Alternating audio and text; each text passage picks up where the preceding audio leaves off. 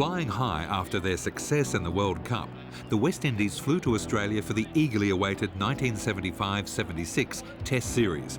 Under the captaincy of Clive Lloyd, the team included a number of exciting young players that would later become legends of the game. Andy Roberts, Michael Holding, Gordon Greenwich and Vivian Richards. Young, talented but inexperienced, the West Indies faced a tough, aggressive, seasoned Australian team in a shootout to decide the World Championship of Test cricket. We want to win, there's no doubt about that. It has been billed as a sort of World Championship. So I'm hoping that we can give our best, and if we do give our best, I think the Australians could be up for some very good cricket.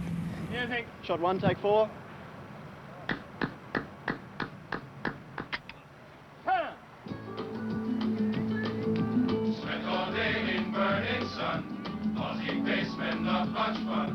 The popularity of the West Indies saw them taking the first tentative steps into the world of advertising when they recorded a commercial promoting a particular brand of men's toiletries. Batsman wear through 33, he get 100 runs by tea.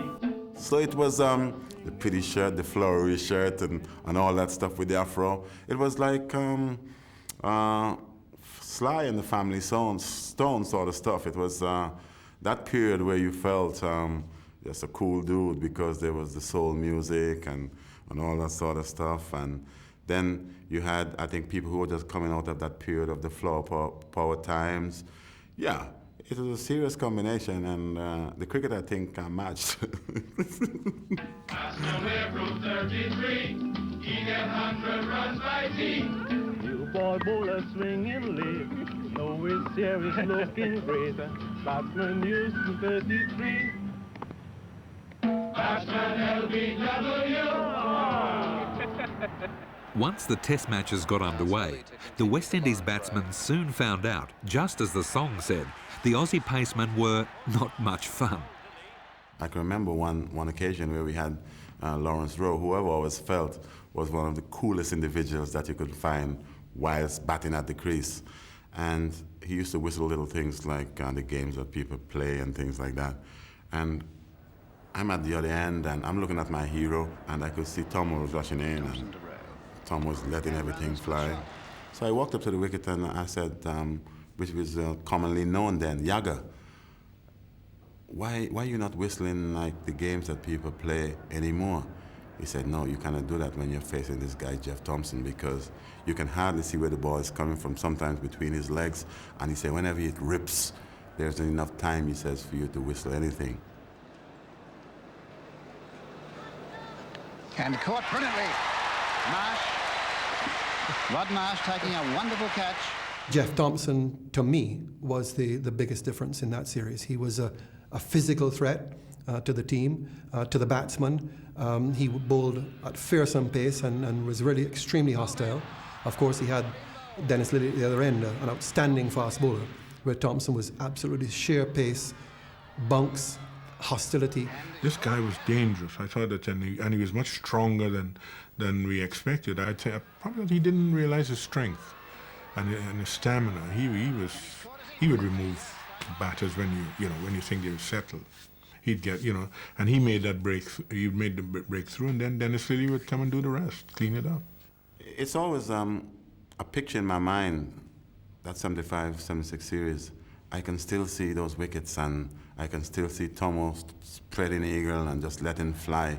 Yes, I think that was a great baptism. This is what I think, and I'll put that particular period down to how I myself approached cricket in the future. I felt, wow, if you could go through this and come through this, which was like a war, well, any little battle you could achieve, and I felt reasonably comfortable after that. And I think this is what I needed as an individual at that time. The 1975-76 series was a triumph for Greg Chappell. Taking over the leadership from brother Ian, Greg scored a century in each innings of his first Test as Australian captain in Brisbane. He went on to amass 702 runs in the series at an average of 117 and led Australia to a crushing 5-1 victory in the series. Australia was now the undisputed world champion of Test cricket. The reason we won was we had the best pace attack, and Dennis and Tomo were the leaders of the pace attack. We had Max Walker and Gary Gilmore in that series. Australia's success with the four-pronged pace attack would make a lasting impression on Clive Lloyd and his West Indian team. The standard then was set by the Australians. If you have 4 fast bowlers and they're the best bowlers you have, play them. And the West Indies were fortunate then in that period right after 75-76, where Andy Roberts and Michael Holding first really established themselves. And right after that, a rash of fast bowlers, young fast bowlers came through, so that not only were 4 being played simultaneously, but you had probably 4 others waiting in the wings.